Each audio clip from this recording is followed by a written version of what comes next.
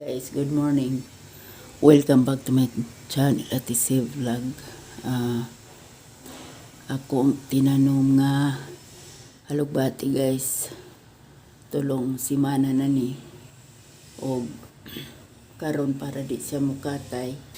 Kay naaman ni siya sa ibabaw. Ako ni siyang harbisan para ako ang gulayon niya. Tambok na siya guys, bisagoy abono agaw giabono ag isda ra sa paghinugas ra sa isda. So ako ni sang harvison karon guys, kay magutan ko aron dili siya kuan mo labong.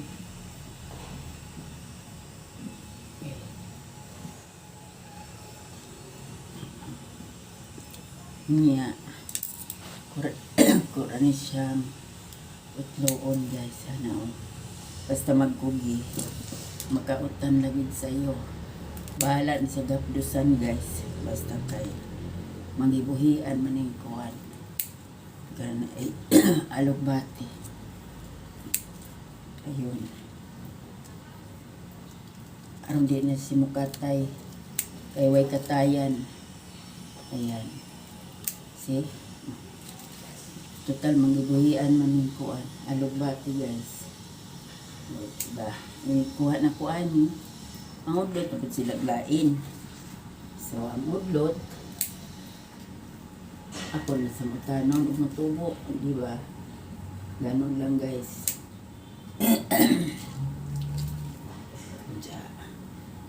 Makasabaw na ko guys.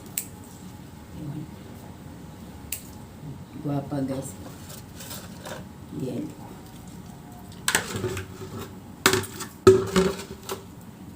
Para kuan singa ani makautan ko kay para makagamot sa ubo.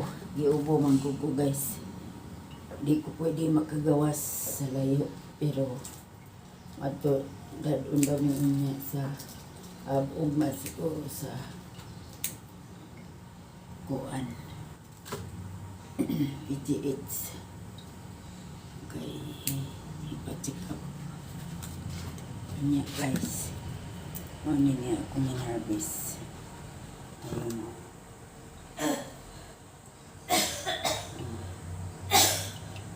giubo ang alaga parehas ni na kinahanglan yung kakaon uputan na first ko diya.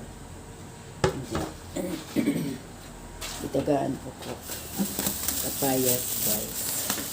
Ayun, papayas ako ang amiga sa gawas kay nasagi at ilahang kuan kan may papapunong papaya sa truck na may agis sa dapis pasada. Yun, diba guys, papaya blessing yun.